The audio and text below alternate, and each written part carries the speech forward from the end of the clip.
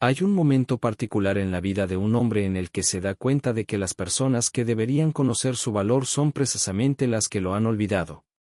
No extraños. No enemigos. La familia. Las personas que se sentaron a su mesa, comieron su comida, durmieron bajo su techo, tomaron prestado su nombre y su dinero y su presencia tranquila y constante durante décadas, y que un día comenzaron a mirarlo como se mira a través de una ventana cuando uno está enfocado en algo que está afuera. Conozco ese momento con precisión. Puedo decirles la fecha, la habitación, la calidad exacta de la luz de la tarde cuando me sucedió. Puedo decirles lo que llevaba puesto y lo que sostenía en la mano y lo que deposité muy cuidadosamente sobre el mostrador de la cocina antes de salir de la casa de mi hijo por última vez sin despedirme de nadie. Me llamo Walter Greer. Tengo 74 años. Pasé 41 años trabajando en la industria ferroviaria, no en una oficina, no detrás de un escritorio, sino en el campo, como inspector de vías y luego como supervisor senior de infraestructura, el hombre que recorría las líneas en cada estación y en cada condición climática y certificaba que el suelo bajo los trenes era seguro. Hice este trabajo con botas y cascos y chalecos de alta visibilidad, en el calor del verano que doblaba los rieles y en el frío del invierno que agrietaba los durmientes, y lo hice suficientemente bien como para que cuando me jubilé a los 67 años el director regional me estrechara la mano y dijera: Walter, mantuviste a más personas seguras de lo que jamás sabrás. Me aferré a eso. Un hombre se aferra a las cosas que confirman su propósito. Lo que no esperaba era que dentro de 3 años de mi jubilación, en la casa donde había criado a mis hijos y enterrado a mi esposa y construido una vida de la que estaba orgulloso, me volvería invisible. No para el mundo. Para mi propia familia. Y quiero contarles cómo ocurrió eso, y qué hice al respecto, y por qué el silencio que elegí fue más ruidoso que cualquier cosa que hubiera podido decir. Necesitan entender qué tipo de hombre era yo antes de contarles en qué tipo de hombre me convertí en respuesta a lo que ocurrió. Era el tipo de hombre que mantenía las cosas sólidas. Esa es la mejor manera que conozco de decirlo, sólidas. Mi padre era minero de carbón en Virginia Occidental que trabajó bajo tierra durante 30 años y volvía a casa cada tarde cubierto de polvo negro y aún así encontraba energía para sentarse a la mesa de la cena y preguntarles a sus hijos cómo les había ido el día. Murió a los 61 años y sus pulmones fueron la razón, y yo vi eso y decidí a los 14 años que pasaría mi vida al aire libre, y así lo hice. Me casé con mi esposa Caroline cuando tenía 26 años y ella 24, y construimos nuestra vida de la manera en que las personas de nuestra generación construían las cosas, despacio, deliberadamente, un pago a la vez. Tuvimos 2 hijos. Mi hijo Marcus, que nació primero y siempre fue el serio, de ojos oscuros y metódico, el tipo de chico que desarmaba radios para entender cómo funcionaban y las volvía a armar mejor de cómo las encontraba. Y mi hija Lake, que nació 3 años después y era la hija de su madre en todos los sentidos posibles, cálida, brillante, opinada y generosa hasta el exceso, el tipo de mujer que recordaba el cumpleaños de cada persona que había conocido y que podía entrar a cualquier habitación y hacer que las personas en ella sintieran que la habitación era mejor por su presencia. Caroline murió hace 6 años. Un derrame, repentino, del tipo que no te da tiempo para prepararte. Yo estaba en la cocina haciendo café y ella estaba sentada en el jardín leyendo y cuando miré por la ventana se había quedado quieta de una manera que estaba mal y lo supe antes de abrir la puerta trasera. Lo supe. No voy a detenerme en eso porque ya he hecho mi duelo y un hombre tiene que seguir moviéndose o el dolor lo consume. Lo que diré es que perder a Caroline cambió la geometría de todo. Marcus y Lake estuvieron bien durante el primer año. Atentos, presentes, llamando con frecuencia, turnándose para conducir hasta la casa en Greensboro donde Caroline y yo habíamos vivido durante 30 años para ver cómo estaba yo, comer y hacer las cosas que hacen los hijos adultos cuando un padre acaba de perder a la persona alrededor de quien organizó toda su vida. Después del primer año, la atención comenzó a normalizarse, lo cual entendí y acepté, porque no soy un hombre que requiere ser vigilado. Tengo un taller en el garaje donde construyo cosas, muebles principalmente, estanterías y mesas y mecedoras que regalo a los vecinos y a quien las necesite. Tengo una ruta de caminata que hago cada mañana, 3 millas por el vecindario hasta el parque y de regreso, un hábito que desarrollé después de que Caroline murió porque el cuerpo necesita una razón para moverse cuando el dolor ha quitado la motivación de todo lo demás. Tengo a mi vecino Frank, que se jubiló 2 años antes que yo y que pasa la mayoría de las tardes a tomar café y quejarse del béisbol de la manera compañera de 2 hombres que se conocen desde hace suficiente tiempo como para no necesitar explicar nada. No era un hombre solitario. Quiero dejar eso claro. Era un hombre autosuficiente, con propósito y razonablemente contento que casualmente estaba envejeciendo y que tenía 2 hijos adultos con sus propias vidas plenas, y había hecho las paces con lo que eso significaba. Con lo que no había hecho las paces, porque todavía no me lo habían exigido, era con el tipo particular de invisibilidad que se avecinaba. Marcus se casó con Brenda hace 11 años. Brenda es una mujer de superficie notable y cálculo considerable, lo cual digo no por amargura sino por la simple y honesta observación de un hombre que pasó 41 años certificando si el suelo era seguro para caminar, y que por lo tanto ha desarrollado un instinto confiable para distinguir entre lo sólido y lo hueco. Brenda es encantadora en público y controladora en privado, el tipo de mujer que te halaga con una mano y te redirige con la otra, y había estado redirigiendo a Marcus durante años antes de que yo comprendiera completamente el patrón. No es una mala persona. He llegado a creer esto. Es una persona que tiene muy claro lo que quiere y que ha organizado su vida, incluido su matrimonio, en la dirección de conseguirlo. Lo que quería no incluía a un suegro que envejecía con opiniones y una invitación permanente a cenar los domingos. Esto también lo entendí, más tarde de lo que debería. Lake se casó con un hombre llamado Dennis hace 5 años, y Dennis es un tipo diferente de problema que Brenda, donde Brenda es estratégica, Dennis simplemente está ausente, ocupando el cuerpo de un esposo mientras el compromiso real que requiere el matrimonio parece haber sido una característica opcional que él rechazó. Trabaja en ventas farmacéuticas, viaja 4 días a la semana, y cuando está en casa está en su teléfono con la devoción concentrada de un hombre para quien el teléfono es la relación principal. Lake, que merece algo mejor, ha hecho sus acomodaciones a esto de la manera en que las mujeres fuertes hacen acomodaciones a los matrimonios decepcionantes, llenando el espacio con trabajo y amigos y una ocupación que parece prosperar pero que tiene la leve calidad de fondo de la compensación. Noté esto. No dije nada. No me lo preguntaron. El cambio, cuando llegó de la manera en que llegan la mayoría de los cambios significativos, no en un solo momento dramático sino en una serie de pequeños momentos que son individualmente descartables y que se acumulan hasta convertirse en algo innegable. Lo primero que noté fueron las cenas del domingo. Durante 3 años después de la muerte de Caroline, Marcus y Brenda organizaban una cena dominical en su casa, no todas las semanas pero la mayoría, el tipo de reunión regular que tenía menos que ver con la comida y más con el hecho de ella. El ritual que dice la familia sigue siendo una familia y así es como se ve. Valoré esos domingos más de lo que habría sabido decir, porque eran lo que más se parecía a la vida que Caroline y yo habíamos construido, y también eran lo que más esperaba de la semana, lo cual les dice algo sobre lo que la semana contenía por lo demás. Alrededor del momento en que Marcus fue promovido a su puesto actual, gerente de operaciones de una empresa manufacturera, buen trabajo, buen salario, un puesto que venía con el tipo particular de estrés que pone tensos los hombros de un hombre y hace su atención selectiva, las cenas del domingo comenzaron a evolucionar.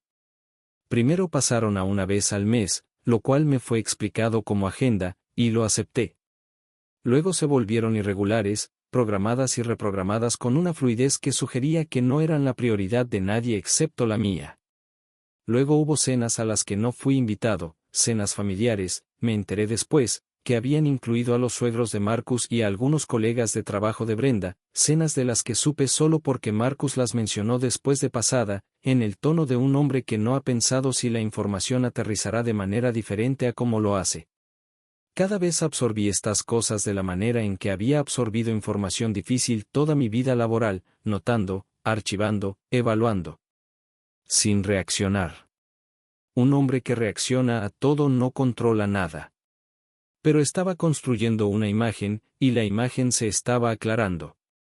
El momento más claro, el que considero el verdadero comienzo del fin de mi paciencia, Llegó un jueves de marzo, hace unos 8 meses.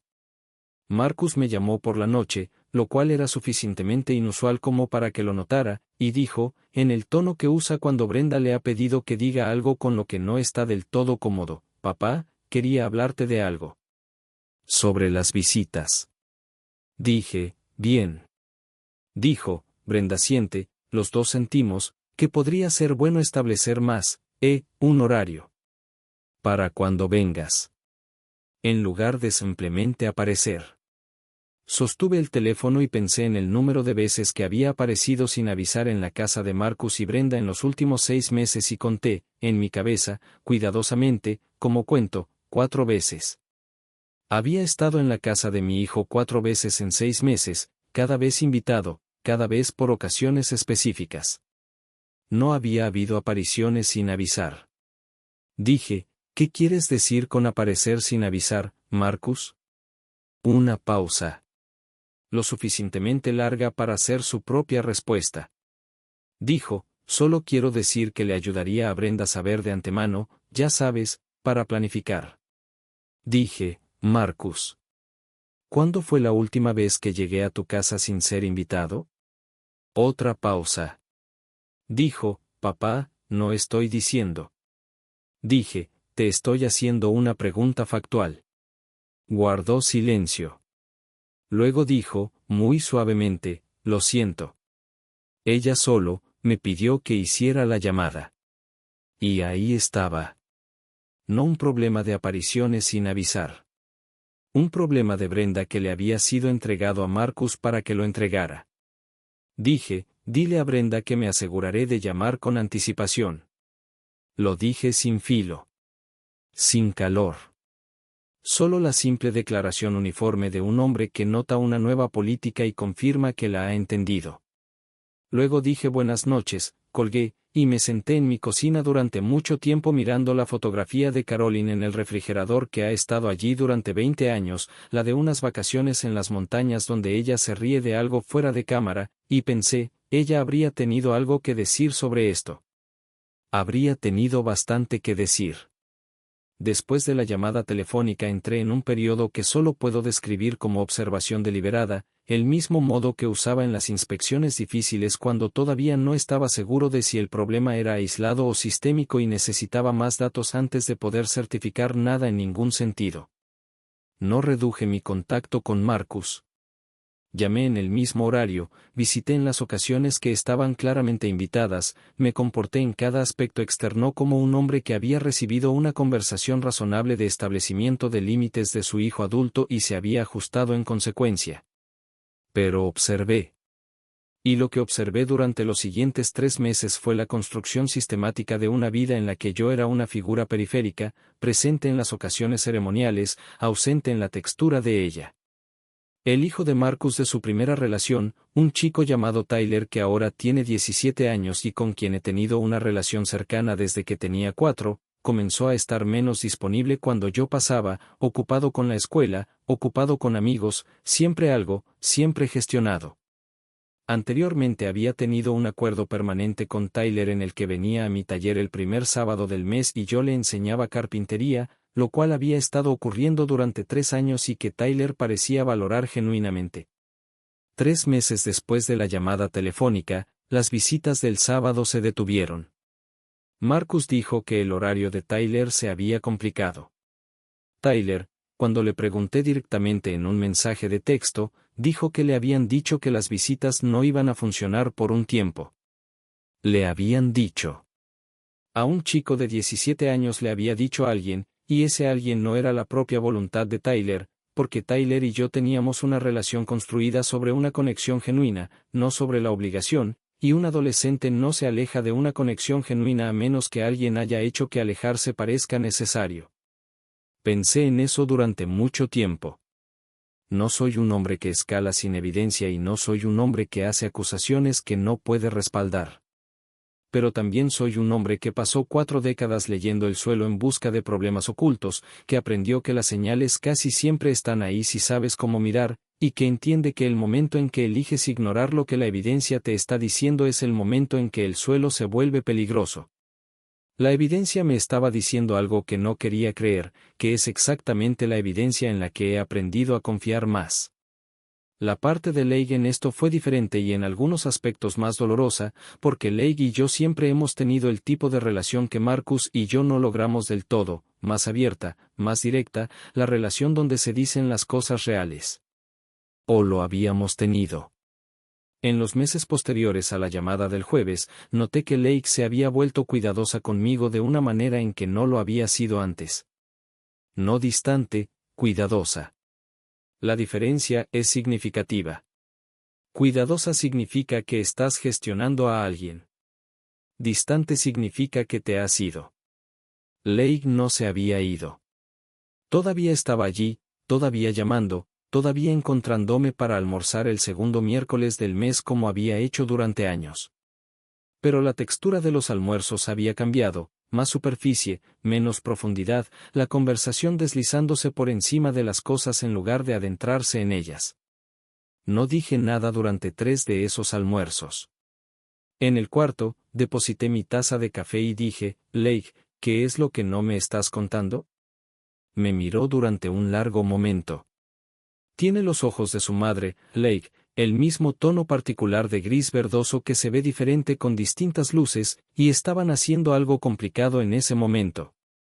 Dijo, papá, hay cosas ocurriendo en la familia ahora mismo que son, en las que me estoy manteniendo al margen. Dije, ¿qué cosas? Dijo, creo que Marcus y Brenda están teniendo algo de estrés financiero. Y creo que Brenda tiene algunas ideas sobre. Se detuvo. Comenzó de nuevo. ¿Ha habido alguna conversación? Sobre la casa. Dije, mi casa. Dijo, sí. Y miré a mi hija, que intentaba protegerme y proteger a su hermano y protegerse a sí misma de estar en medio de algo, y pensé en el tipo de vida que había construido en esa casa, 30 años, el jardín de Caroline, mi taller, las marcas en el marco de la puerta donde había medido la altura de ambos hijos en cada cumpleaños hasta que se fueron a la universidad, y pensé, así que esto es lo que es. Eso es lo que la llamada telefónica sobre las visitas sin avisar estaba preparando. Por eso se detuvieron las visitas de carpintería de los sábados de Tyler. Eso es lo que los almuerzos cuidadosos con Leigh han estado navegando alrededor. Le dije a Leigh, con mucha calma, gracias por decirme. Dijo, papá, no creo que Marcus vaya a. Dije, sé lo que Marcus haría y no haría por su cuenta. De lo que estoy menos seguro es de lo que haría cuando alguien más está tomando las decisiones. Guardó silencio. Luego dijo, ¿qué vas a hacer? Miré mi café. Miré mis manos, que son las manos de un hombre que ha trabajado al aire libre durante 40 años y que no van a ganar ningún concurso de apariencia, pero que son, como solía decir Caroline, manos en las que se puede confiar. Dije, voy a hacer lo que debería haber hecho hace 6 meses. Voy a aclarar muy bien algunas cosas. Y luego me voy a quedar muy callado. Quiero contarles sobre el tipo de silencio que elegí, porque es importante entender que no era el silencio de la derrota, no el silencio de un hombre que se ha rendido o se ha retirado a sí mismo por dolor. Era el silencio de la intención. El silencio de un hombre que ha hecho su inspección, sabe dónde está el problema y ha decidido la reparación correcta. Lo primero que hice fue llamar a mi abogada, una mujer llamada Beverly Crane que ha manejado mis asuntos durante 12 años y que es una de las personas más agudas que conozco en cualquier contexto. Le pedí que viniera a la casa. Nos reunimos un martes por la mañana en mi cocina con café y su bloc amarillo y repasamos todo, la casa, el taller, las cuentas de jubilación, la pensión, la pequeña cartera de inversiones que había construido silenciosamente durante 15 años de ahorro deliberado, que era mayor de lo que cualquiera de mis hijos tenía razón para saber, porque soy un hombre privado y mis finanzas son asunto mío hasta que yo decida lo contrario. Beverly se sentó frente a mí y escuchó todo lo que le conté y dijo, después de una pausa, Walter, ¿hay alguna preocupación específica que motive esto? Dije, tengo razones para creer que hay interés en mis activos desde una dirección que no tiene derecho a ese interés todavía y puede que no tenga derecho a él en absoluto, dependiendo de ciertas decisiones que tome en el futuro. Beverly entendió esto de inmediato, porque es Beverly. Dijo, entonces asegurémonos de que todo diga exactamente lo que usted quiere que diga. Trabajamos durante 3 horas. Los cambios que hice no los voy a detallar completamente, porque algunos todavía están en proceso y algunos son entre Beverly y yo y los documentos que ahora dicen precisamente lo que pretendo que digan.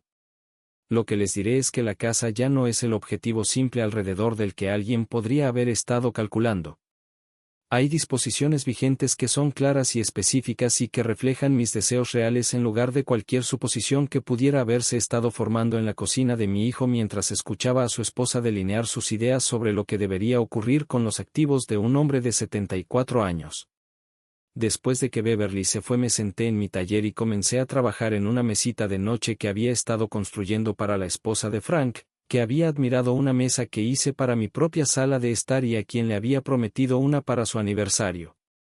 Trabajé durante 2 horas, que es una de las cosas que ese taller siempre ha hecho por mí, pone las cosas difíciles en perspectiva, porque cuando estás haciendo un trabajo preciso y cuidadoso con las manos el resto del mundo adquiere el tamaño correcto. Más pequeño. Manejable. Un problema a resolver, no un desastre a sobrevivir. Luego hice otra llamada, al médico, porque había estado intentando programar un chequeo durante un mes y había seguido posponiéndolo y decidí ese día que había terminado de posponer las cosas que debía hacer por mí mismo, incluidas las que eran puramente sobre mi propio bienestar y no tenían nada que ver con las expectativas o planes de nadie más. El doctor Fallon me hizo un examen completo 2 semanas después y me dijo que estaba en buena forma para mi edad, mejor que buena en realidad, lo cual ya sospechaba pero que me alegró confirmar. Digo esto no porque sea dramático sino porque es relevante, una de las cosas que me había estado ocurriendo en los meses de distancia gestionada y almuerzos cuidadosos y llamadas telefónicas del jueves era una incertidumbre progresiva sobre mi propia condición, una vaga conciencia de fondo de que las personas a mi alrededor parecían tratarme como más frágil de lo que era, y que ese trato había comenzado a afectar la manera en que me sostenía, la manera en que pensaba sobre lo que era capaz de hacer. Obtener el certificado de buena salud no fue solo médico. Fue una recalibración. Un recordatorio de que el hombre que caminaba 3 millas cada mañana y construía muebles en su garaje y había mantenido segura la infraestructura ferroviaria durante 4 décadas todavía estaba presente, todavía funcionaba, todavía era la persona que tomaba las decisiones aquí. Lo siguiente que hice fue dar un paso atrás. No dramáticamente, no con un anuncio, no de una manera diseñada para ser notada como un gesto. Simplemente me volví menos disponible. Dejé de iniciar contacto con Marcus con la frecuencia anterior. Llamé en su cumpleaños y en la ocasión de la obra de teatro escolar de Tyler, a la que asistí porque Tyler me había invitado específicamente en un mensaje de texto que tenía la calidad inconfundible de un joven que se comunicaba por su propia iniciativa en lugar de bajo instrucción. Fui a la obra y me senté en la tercera fila y vi a Tyler interpretar sus 2 escenas y después, en el vestíbulo, Tyler vino a buscarme antes de buscar a cualquier otra persona, me estrechó la mano y luego, a la manera de los chicos de 17 años que a veces son más ellos mismos de lo que los adultos a su alrededor esperan, me dio un breve y fuerte abrazo y dijo, me alegra que hayas venido, abuelo. Conduje a casa desde esa obra pensando en los sábados de taller que habíamos perdido y en lo que le cuesta a un joven que le digan que la relación que valoran no va a funcionar por un tiempo, y decidí, tranquila y sin drama, que iba a encontrar una manera de reconstruir lo que había sido interrumpido. El domingo de octubre en que todo cambió no fue una ocasión dramática. No hubo confrontación, no hubo revelación, no hubo un solo momento de trueno. Solo hubo una cena dominical en la casa de Marcus y Brenda, a la que fui invitado después de una brecha de casi 2 meses, con una formalidad en la invitación que me dijo que Marcus la había iniciado y Brenda había aceptado con la reticencia de una mujer a quien su esposo le ha dicho que algo necesita cambiar. Fui. Traje vino, como siempre traigo vino, la misma botella que siempre traigo porque es un buen vino a un precio razonable y porque la constancia es una de mis cualidades y no pretendo cambiarla para adaptarme al humor de otras personas. La cena fue cuidadosa de la manera en que son cuidadosas las cenas cuando múltiples personas en la habitación son conscientes de que algo significativo ha cambiado y nadie ha decidido todavía cómo abordarlo directamente. Brenda fue agradable de la manera gestionada en que siempre es agradable conmigo, lo cual he dejado de tomar personalmente porque su gestión de mí es realmente la gestión de su propia incomodidad y yo no soy responsable de eso. Marcus estaba callado, más callado de lo habitual, con la calidad de un hombre que ha estado pensando y ha llegado a algunas conclusiones que todavía está resolviendo cómo presentar. Tyler estaba allí, y Tyler se sentó junto a mí y habló conmigo sobre un proyecto de historia que estaba haciendo para la escuela y comió una ración extra de las patatas y dijo, en un momento, lo suficientemente alto como para que se escuchara, abuelo, ¿podemos ir al taller el sábado? He estado pensando en esa mesa que iba a construir. La mesa. La mesa que había empezado 3 meses antes de que se detuvieran las visitas. Dije, el sábado me viene bien. No miré a Marcus ni a Brenda.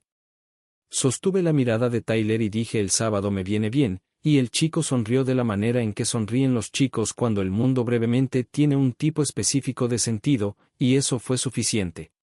Después de la cena, después de que Brenda se fue a atender una llamada en la otra habitación y Tyler se fue a la sala a mirar su teléfono, Marcus y yo nos sentamos en la mesa con nuestro café y hubo un silencio entre nosotros, no del malo, no el silencio de las cosas retenidas, sino el silencio más pesado y más honesto de dos personas a punto de decir algo real. Marcus habló primero. Dijo, papá, sé que las cosas han sido diferentes últimamente. Dije, lo han sido. Dijo, no he manejado algunas cosas como debería haberlo hecho. Dije, no.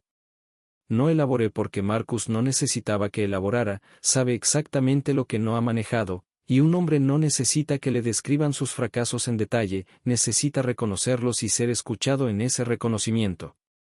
Marcus puso ambas manos alrededor de su taza de café de la manera en que lo he visto hacer desde que era un chico haciendo los deberes en este mismo tipo de mesa en una casa que ya no existe, y dijo, creo que olvidé algo importante. ¿Sobre quién eres? Miré a mi hijo. Los ojos oscuros, iguales que siempre han sido, iguales que los míos en algunas fotografías, los ojos de un hombre que procesa las cosas profundamente y lentamente y que acaba de llegar a algo a lo que debería haber llegado hace meses. Dije, ¿qué olvidaste? Dijo, tranquilo y seguro, que tú construiste el suelo sobre el que todos estamos parados. Lo sostuve. Le di vueltas. Pensé en 41 años de recorrer líneas con cascos y chalecos de alta visibilidad. Pensé en el jardín de Caroline y las marcas en el marco de la puerta. Pensé en el taller y en las mecedoras que había regalado y en la mesita de noche para la esposa de Frank y en la mesa inacabada de Tyler que ahora se terminaría después de todo. Dije, sí. Lo hice. No dije nada más. Fue suficiente. 3 semanas después de esa cena dominical, Tyler vino al taller por primera vez en 4 meses y retomamos exactamente donde lo habíamos dejado, de la manera en que un hombre y un chico pueden retomar cuando la conexión entre ellos siempre fue real en lugar de representada. Terminó su mesa, una mesita de noche sencilla, líneas limpias, buena carpintería, el tipo de cosa que durará porque fue hecha con paciencia y cuidado y porque las manos de 17 años que han sido correctamente enseñadas son más capaces de lo que la mayoría de los adultos cree. Cuando terminó se echó hacia atrás y la miró con la expresión que he visto en cada persona que ha hecho algo por primera vez, esa mezcla de sorpresa y reconocimiento, el descubrimiento de que tus manos pueden hacer más de lo que sabías. No le dije que estaba bien. Le pregunté, ¿es lo que intentabas hacer?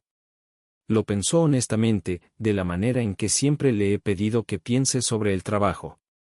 Luego dijo, sí. Lo es. Dije, entonces está bien. Lake me llamó el miércoles siguiente, nuestro día habitual de almuerzo, y dijo, ¿puedo ir a verte en cambio? Traeré comida. Vino con sándwiches de un lugar cerca de su oficina y nos sentamos en mi cocina y tuvimos el tipo de almuerzo que solíamos tener, real, no cuidadoso, con las cosas reales dichas en lugar de las versiones gestionadas. Me dijo que Marcus había hablado con Brenda.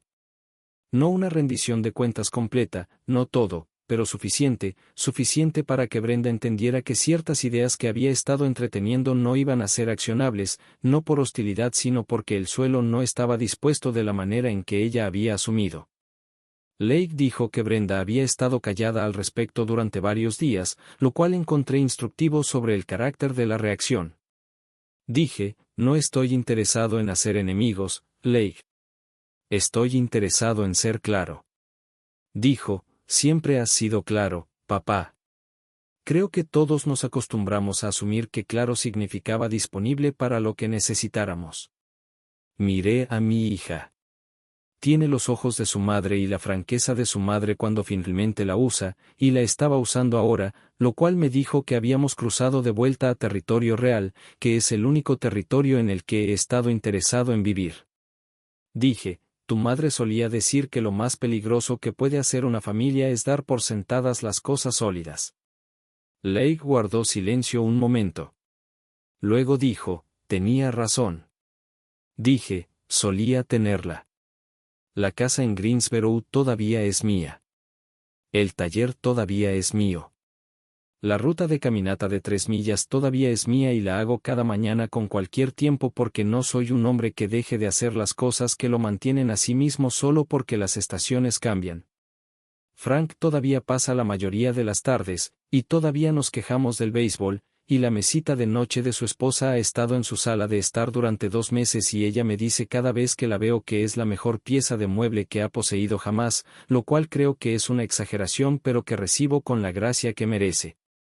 La mecedora que estoy construyendo actualmente es para una mujer calle abajo que perdió a su esposo la primavera pasada y que espero encuentre en el movimiento de ella lo que ofrece el movimiento rítmico tranquilo cuando el dolor todavía está fresco, no exactamente consuelo, no exactamente paz, sino la sensación del tiempo pasando, del cuerpo siendo llevado hacia adelante incluso cuando la mente no está lista para ir.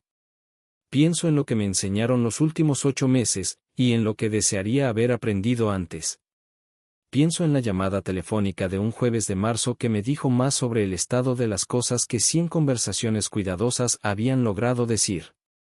Pienso en el silencio que elegí después y si lo elegiría de la misma manera de nuevo. Y pienso que la respuesta es sí, no el mismo silencio, no el silencio que era puramente distancia, sino el silencio de un hombre que ha hecho su inspección y está esperando el momento correcto para hablar desde suelo sólido en lugar de desde el borde del problema. Quiero decirle algo a cualquiera que conozca este tipo particular de volverse invisible, el que ocurre lentamente, en la casa que construiste, entre las personas que criaste, como si tus años de presencia fueran algo que simplemente pudieran absorber y continuar sin ti. No eres invisible. Eres el suelo. Eres la cosa que era sólida antes de que cualquiera de ellos tuviera peso que poner sobre ella. Y las personas que han olvidado eso lo recordarán, no porque los hayas obligado, no porque hayas representado tu ausencia dramáticamente para causar efecto, sino porque las cosas sólidas se dan a conocer eventualmente. Siempre lo han hecho. Los rieles aguantan o no aguantan. El suelo es firme o no lo es. Un hombre de 74 años que recorrió líneas durante 41 años conoce la diferencia, y sabe cómo hacerla conocer. Me llamo Walter Greer. Mantuve el suelo sólido durante mucho tiempo. Pretendo seguir haciéndolo.